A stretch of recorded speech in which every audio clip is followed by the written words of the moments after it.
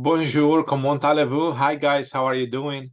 Dr. Dinka here with a lecture for the last 2 weeks of class where we'll be looking at the topics of France and future trends as well as France and the world. And these are fascinating topics and something that affects all of us to some extent because of this tense political international situation in the world, and especially the way that France is handling some of these issues. All right, so I like to start by sharing the screen so that you guys can see this PowerPoint presentation that I have prepared for you.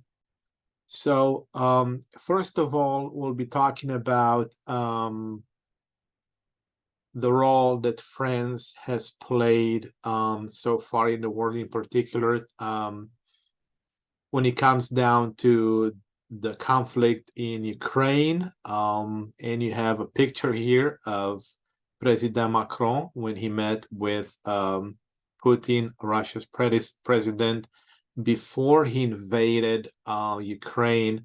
So Macron was really trying his best to prevent this invasion from taking place. And you'll see in the interview that he gave to a news station, and I put this on Canvas for you guys to see what he said about his interactions with President Putin. But basically, comes down to this isolation. You can see the distance between the two world leaders at a table, and Putin really being afraid of COVID. And actually, President Macron blames the pandemic and COVID-19 as a reason that contributed to Putin's isolation and this ideas that he had developed even more, and came to this resentment that he felt towards the West. All right, so something else that's very interesting about France is that when it comes to world relations, France is seen as a leader. I repeat, France is the leader for world relations, for diplomacy in general. And besides meeting with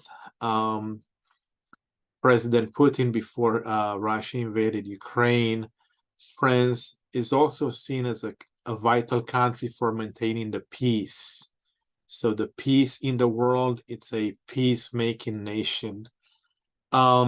If you think back to our article that we studied earlier in the semester, when France saw itself as had a civilizing mission. In this case, when it comes to world relations, it has a peacemaking mission. And something that happened very recently is that President Macron visited China and met with its president, President Xi. And this is critical because the tensions are very high right now between the US and China.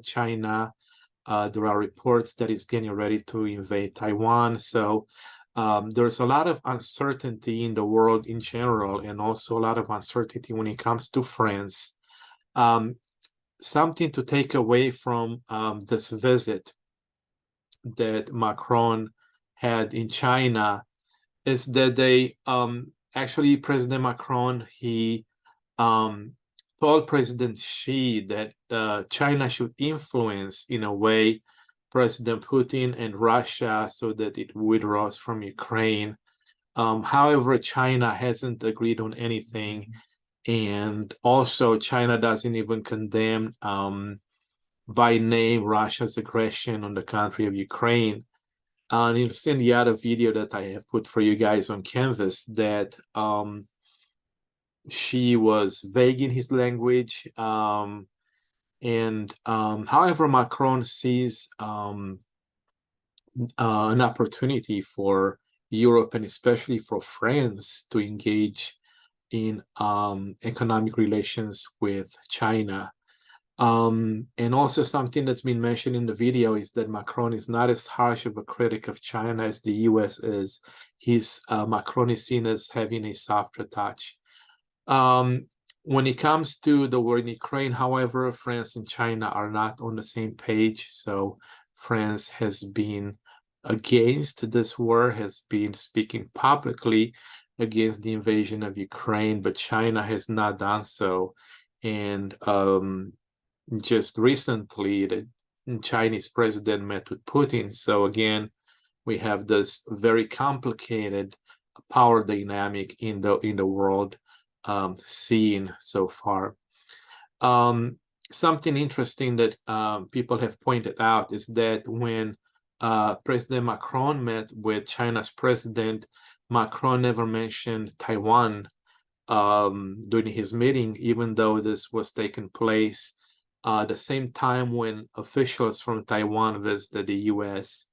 And as I mentioned, when we have this escalation tensions between China and Taiwan, some critics say that Macron plays a skillful diplomatic game on the international scene. All right, so on the same topic of not everybody agreeing with Macron, I like to continue by referencing some protests that actually broke out in Paris recently concerning pension reform. So this is an article that you guys have on Canvas as well. It's from CNN. It's from March. And you can see here, this is a picture of the protests that people have displayed. So you can see we have this portrait of Louis XVI. He was the king right before the French Revolution. And we see Macron's head photoshopped onto that picture. And the text says, Macron méprisant de la République, Macron, the defiant of the French Republic. And see here it says, non à la retraite de Macron, no to the Macron's proposal for retirement. And actually they want 60 years for everybody. So what Macron is actually trying to do, he's trying to push the retirement age up from 62 to 64. And people have said that historically in France, no pension reform has made the French happy. And each time there is opposition from public opinion when it comes to these reforms, this type of reforms.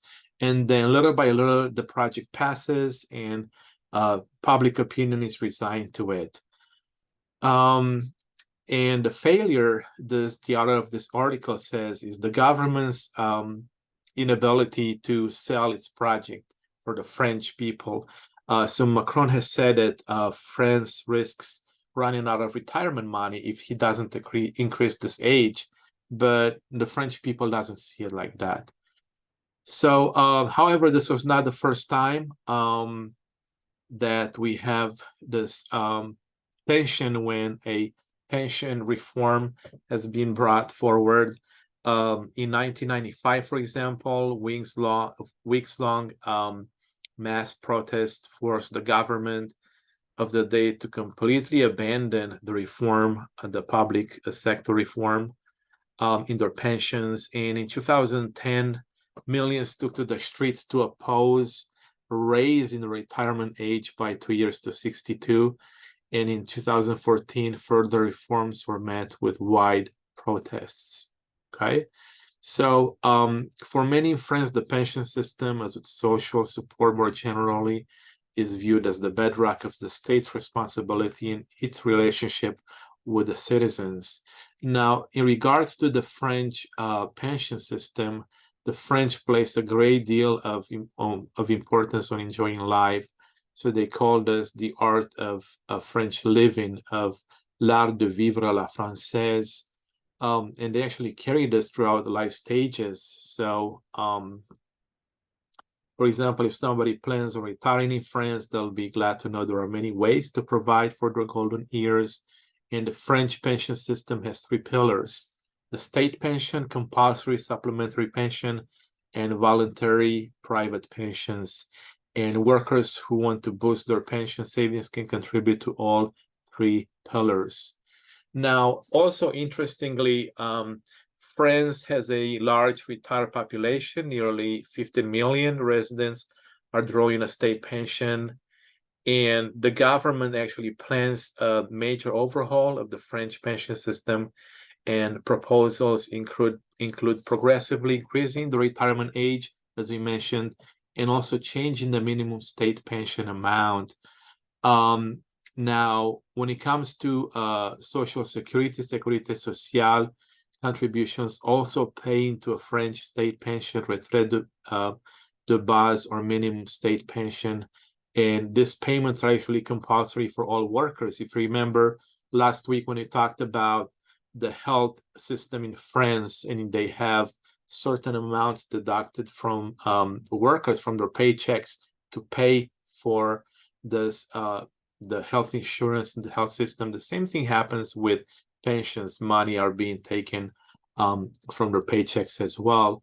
So what we have to keep in mind, though, is that retirees must work for at least 42 years to claim a full French state pension, and actually 40 years if born before 1952.